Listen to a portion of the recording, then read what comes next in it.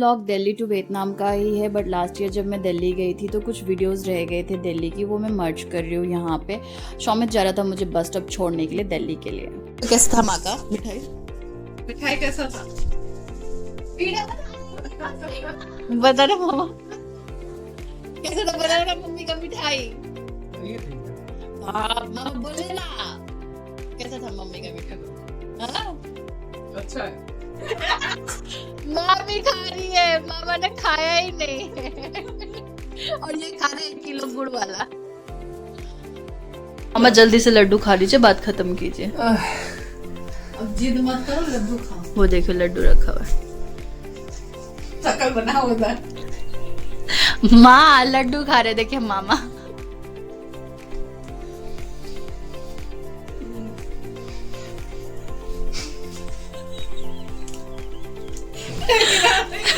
कहाँ भाग रहे, वहां जाके फेंक नहीं देना लड्डू।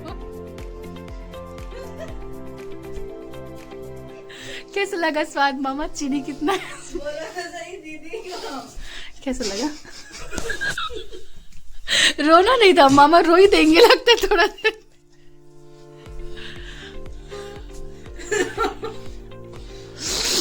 बेचारा मेरी मम्मी को कितना बुरा लगेगा कि भाई को लड्डू भिजवाया, भाई ऐसा मुंह बना के खा रहा। मामा ने जैसे शक्ल बनाई है लड्डू खा के, लड्डू इतनी भी बुरी नहीं थी। मम्मी ने बहुत ही अच्छी हेल्दी ठंड में और गर्म रहने के लिए लड्डू भेजी थी, हाथ से बनाई ही विदाउट शुगर। मामा को शुगर नहीं था उस मिठाई में, इसलिए मामा को अच्छा नहीं लग रहा था, बट मम्मी ने बहुत ही हेल्दी बनाई थी और इसलिए मैं मामा को ला के दी थी। शौमित चुपचाप से इतना अच्छे से खाया था ये लड्डू, यहीं आके मुझे पता चल रहा है लड्डू को इतना दिक्कत हो रहा है आपको। हम लोग वहाँ पे कोई बुराई नहीं किया मेरा एक बार भी लड्डू का, बट मेरी मामा को हेल्दी चीज़ बिल्कुल नहीं पसंद। अनहेल्दी हो तो उनको बहुत ही ज़्यादा मज़ा आता है, इसलिए उनका रिएक्शन। मैं और मेरी छोटी बहन बाहर गए थे भाविका की शादी के लिए, मुझे तब ड्रेस लेनी थी इसलिए हम बाहर डोल रहे थे। शर्म आ रहा है। ये वीडियो बहुत ही क्यूट है, ये भी हमारे मामा ही लगेंगे, मेरे मामा के बेस्ट फ्रेंड है तो हम इन्हें मामा ही बोलते हैं। ये मेरी टोपी सिल रहे थे, ये टोपी जल गया था मेरे से हीटर से, तो मैं ऐसे लेके घूम रही थी, मतलब बेशर्मों की तरह ऐसे लगा के घूम रही थी। मामा ने 2-3 बार टोका, बेटा इसको सिल लो यार, या फिर छोड़ दो मत पहनो। मैंने कहा नहीं मामा ये मेरा फेवरेट टोपी है, तो मैं मामा से देखा नहीं गया, मामा खुद मेरे से टोपी लेकर सिल कर दिया। इतना अच्छा लगा मुझे ये चीज़। उसके बाद मामा मुझे मेट्रो छोड़ने के ले गए थे और फिर मैं चली गई थी यूपी।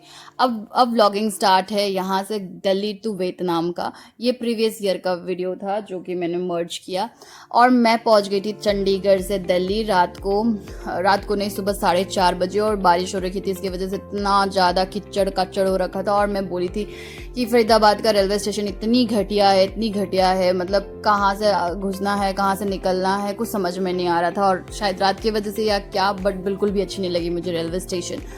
उसके बाद मामा आ गए थे बाहर मुझे लेने के लिए, इतना बड़ा ट्रॉली उठाने के लिए। मामा का घर था 1st फ्लोर पे, बट फिर भी वो रास्ते में मामा ने इतना बड़ा ट्रॉली उठा के, पानी से पूरा भर चुका था दिल्ली, पता नहीं कैसा है, थोड़ा सा बारिश में पूरा पानी भर जाता है। उसके बाद मेरे लिए सुबह, अगले दिन की बात है ये, सुबह मैं सुबह ही पहुंच गई थी, बट अर्ली मॉर्निंग ब्रेकफास्ट में मामी ने बनाया था मेरे लिए करेले की सब्जी, जो कि मेरा फेवरेट है। और मैं मामी को बोल रही थी मैं इतने दिन से आसाम में हूँ, किसी ने भी मुझे करेला का सब्जी नहीं खिलाया, बट मामी ने मुझे जाते जाते वियतनाम मेरे को अच्छे से करेले की सब्जी खिलाई, मज़ा आ गया। और ये दिया था मामी ने मुझे कोकिस, हम कोकिस बोलते हैं, बचपन में बहुत खाया, और साइज़ इतना बड़ा था। ये मामी का मायके से आया हुआ है, तो साइज़ बहुत ही ज़्यादा बड़ा था कोकिस का। मज़ा आ गया खा के, कम्प्लीटली मैदा का था तो खा लिया मैंने। मैं बाहर निकलती हूँ तो मैदा और आटा नहीं देखती हूँ, सब अनहेल्दी चीज़ भी खा लेती हूँ। और ये दोनों मेरी छोटी बहन है ना, कुछ तो अरे दीदी बोल रही हर्षु को काम, ककलू को काम करते हुए दिखा, उसको पता है मैं काम नहीं करूंगी। तो ये मामा की छोटी बहन लू, और इसको मुझसे कंपेयर किया जाता है, and I am so proud कि ये मेरे पे गई है, क्योंकि ये भी काम नहीं करती है, उल्टा जवाब देती है, जो कि गुण मेरे अंदर भी है। और जिसके घर में बड़ी दीदी हो तो छोटी बहनें वैसे भी काम नहीं करती, तो मेरे पास भी बड़ी दीदी थी इसलिए मैं कुछ काम धाम नहीं करती थी, और इसके पास भी है। और मेरी दोनों बहनें बहुत सुंदर है, हर्षु ककलू दोनों की दोनों बहुत ही सुंदर है। मैं इसलिए तारीफ़ नहीं कर रही हूँ क्योंकि वो मेरी बहनें हैं, लिटरली वो लोग दोनों के दोनों बहुत ही सुंदर है। जो भी देखता ये बोलते कि बहुत सुंदर इनके नैन नक्श है। एंड हमारी ख़ानदान की बेटियां हैं तो ऑब्वियसली सुंदर तो होनी ही हैं। एंड ये मेरी बहनें मेरे लिए मसाला रेडी कर रहे थे। हम वियतनाम जा रहे थे तो वियतनाम में मसाले की थोड़ी दिक्कत होती है, तो मेरे लिए धनिया का पाउडर, जीरा का पाउडर, जो कि मेरे मसालों में सबसे इम्पॉर्टेंट मसाले हैं, तो ये सब वो मेरे लिए पैक कर दे रही थी। फिर मामी बोलती कि मधुरे बदनाम कर दी। ऑरेंज सूट में जो है वो मेरी मामी है and she is the cutest one. आज तक बहुत सारी मामियाँ हैं हमारी, but she is one of the best. जितनी भी तारीफ़ करूँ कम है उनकी। इतनी अगर कोई मुझे पूछे मामा पसंद है या मामी, मैं कहूँगी मामी। मामी से अच्छा कोई भी नहीं है। मामा मामी दोनों खाने की चीज़ बहुत सारा पैक कर रहे थे, बट मैंने कुछ भी नहीं लिया चाय पत्ती के अलावा। चाय पत्ती आसाम से मामी लेके आई थी। सबको बाय बाय करके मैं पहुंच गई थी एयरपोर्ट। और एयरपोर्ट, दिल्ली का एयरपोर्ट तो मेरा पीछा कभी नहीं छोड़ेगा, तो वही हुआ। फिर से मैं दिल्ली एयरपोर्ट पहुंची और 3-4 घंटा मैं इतना परेशान हुई लगेज के लिए, बट फिर भी टाइम से हो गया था। मैंने 7 किलोज़ एक्स्ट्रा लिया था, इसी की वजह से मुझे स्ट्रेस हो रहा था कि मुझे कहीं पे ना करना पड़ जाए 7 किलोज़ के लिए। आजकल जब आप टिकट्स बुक कर रहे हो तब क्लियरली मेंशन रहता है कि एक आपका कैबिन बैग रहेगा और एक लगेज बैग रहेगा, बट मैंने 2 कैबिन बैग ले लिए थी, एक छोटी ट्रॉली और एक लैपटॉप बैग, और एक लगेज बैग था जो कि अराउंड 20 kg थी।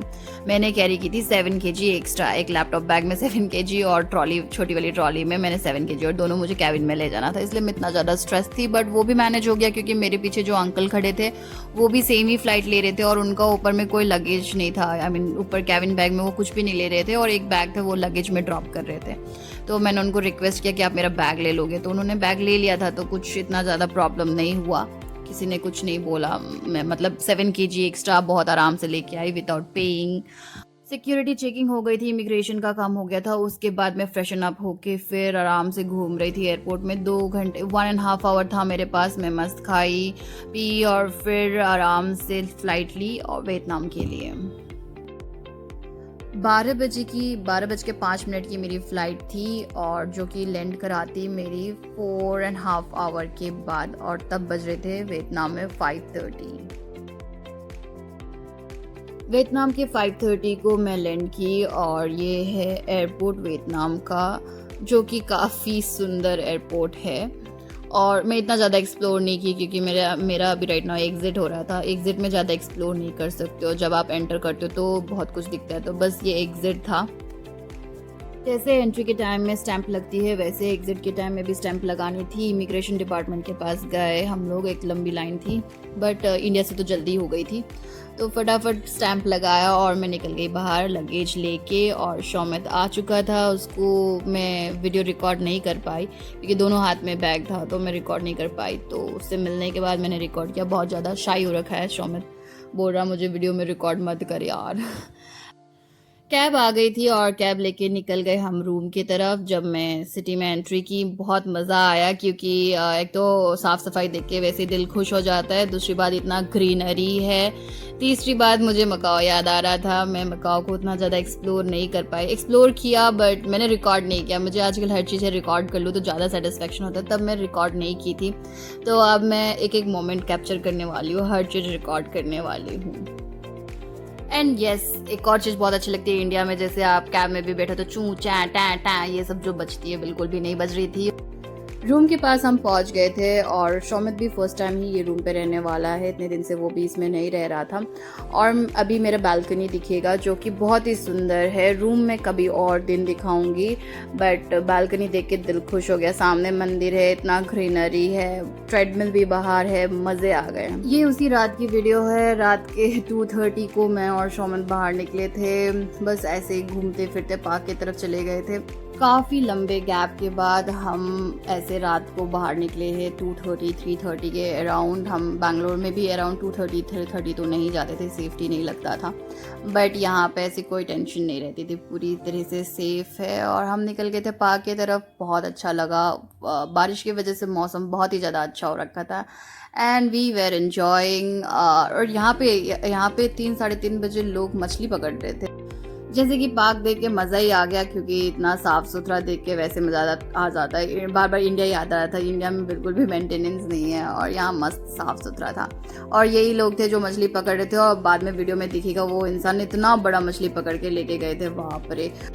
एक और चीज़ जो यहाँ के हर एक पार्क में आपको मिल जाएगा, जैसे कह सकते हैं डिजिटल स्टोर। आप यहाँ पे कैश डालो या फिर कार्ड लो और पानी की बोतल, जूस या चिप्स कुछ भी उठा के ले सकते हो। सो ये बहुत अच्छी चीज़ थी, यहाँ वहाँ कैरी करने की ज़रूरत नहीं है। और ये रहा वो मछली वाला इंसान जो 3:30 को मछली पकड़ रहा है। So this was my first day in Vietnam. Thank you for watching my vlog. अगर आपको मेरी व्लॉग अच्छी लगी हो तो please do like and subscribe. Till then bye bye.